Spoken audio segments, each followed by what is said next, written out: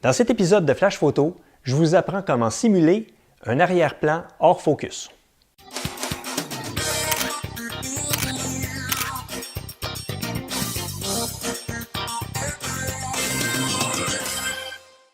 Alors, bienvenue à cet épisode de Flash Photo.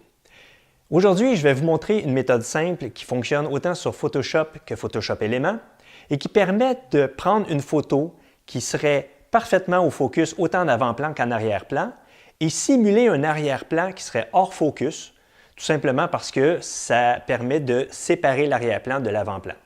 Alors, sans plus tarder, on va immédiatement sur l'ordinateur et je vous montre la technique. Pour réaliser cette opération, dans Photoshop Éléments, je vais ouvrir le fichier sur lequel je veux travailler. Et voilà. Alors, on voit que cette photo est au focus autant en avant-plan qu'en arrière-plan. Et nous, on veut faire en sorte que l'arrière-plan soit hors focus, tout en conservant l'avant-plan en focus. Je vais réaliser cette opération dans Photoshop, mais dans Photoshop Éléments, en mode expert, on utilise exactement la même technique. Alors, je vais aller dans Photoshop. Je vais ouvrir le même document. Et voilà. On a un premier calque qui est notre photo. Je vais faire un bouton de droite avec la souris, cliquer et choisir « Dupliquer le calque ». Je vais lui donner un nom. Je vais l'appeler « Focus » parce que je vais travailler sur le focus sur le nouveau calque. Alors maintenant, on a deux images identiques, une par-dessus l'autre. Nous, on va travailler seulement sur le calque qui s'appelle « Focus ». Tout en gardant le calque qui s'appelle « Focus » sélectionné, je vais aller dans ma section des filtres, choisir le flou et flou gaussien. Alors, mon application est en anglais, mais je donne les termes en français de manière à ce que vous puissiez suivre avec votre version en français si elle est en français. J'ai fait une présélection de 12 pixels de radius, ce qui va faire un flou, comme vous pouvez le voir, qui est quand même qui ressemble à un flou qu'on aurait si on avait pris la photo avec une faible profondeur de champ. J'accepte, ce qui fait maintenant que mon calque qui s'appelle Focus est hors focus, justement. Si je le cache d'ailleurs, on voit que l'image en dessous, elle est parfaitement au focus, alors que l'image qui est au-dessus, le calque qui est au-dessus, est hors focus. Pour réaliser maintenant l'opération, on va ajouter un masque à notre calque qui s'appelle Focus. Alors, dans Photoshop, on choisit l'ajout d'un masque en cliquant sur le bouton qui est ici. Toutefois, dans Photoshop Éléments, on le retrouve au-dessus avec le même symbole. Et on s'assure que c'est notre calque qui est sélectionné. Je veux dire le masque qui est sélectionné. Une fois qu'on a fait ça, on sélectionne notre outil de dégradé en s'assurant que notre outil de dégradé fonctionne en noir et blanc, donc un dégradé de noir vers le blanc. Puis, on amène notre souris au bas de l'écran, on clique et on étire notre ligne de dégradé. Moi, je vais le faire jusqu'à peu près les 2/3 de la photo ou jusqu'au-dessus de la tête, mais disons que ça donne que c'est les 2/3 de la photo, et je relâche le bouton. Qu'est-ce qu'on vient de faire? C'est qu'on vient de fabriquer un masque qui part du noir jusqu'au blanc, donc un masque dégradé.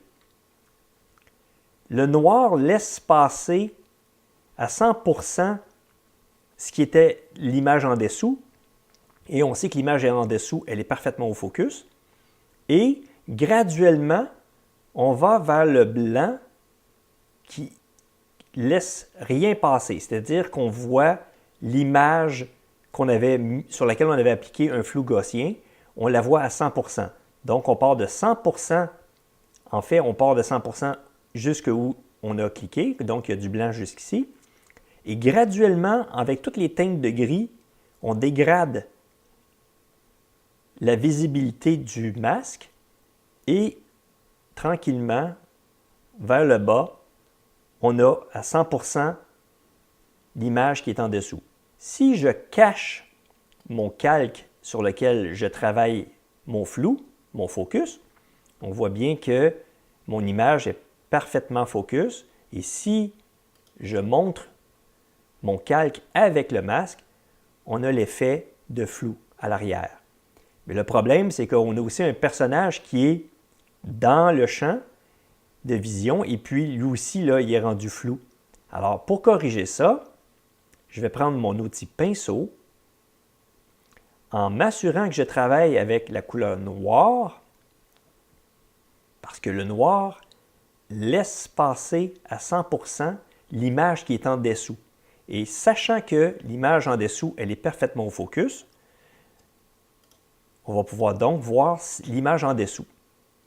Alors, je vais peindre avec mon pinceau qui est d'une certaine taille pour avoir assez de précision en faisant bien attention de ne pas aller chercher trop loin, sinon on peindrait dans l'arrière-plan et ce n'est pas ça qu'on veut faire. On veut juste mettre le personnage au focus, rien de plus. Et là, évidemment, je vais un peu vite, alors je n'ai pas trop de précision, mais c'est pour vous montrer qu'est-ce que ça fait. En peignant en noir, puisque je laisse passer l'image qui est en dessous et que l'image en dessous, elle est parfaitement au focus, c'est comme si finalement je ramenais mon personnage au focus. Alors, je peins pour essayer de ramener le maximum de focus à mon image. Lorsque je considère que tout est fait, j'obtiens le résultat suivant. Évidemment, je vous invite à être un peu plus précis que moi en faisant le travail. Et si je ramène mon image à 100% de sa taille, on voit que mon personnage maintenant est au focus alors que j'ai un arrière-plan qui est hors focus. Si je cache encore mon calque de travail avec mon masque, on voit le résultat, c'est-à-dire la photo originale, et maintenant la photo avec l'arrière-plan hors focus et l'avant-plan avec focus. En espérant que ce tutoriel vous sera utile pour faire ce genre d'opération avec Photoshop et Photoshop Éléments. À la prochaine!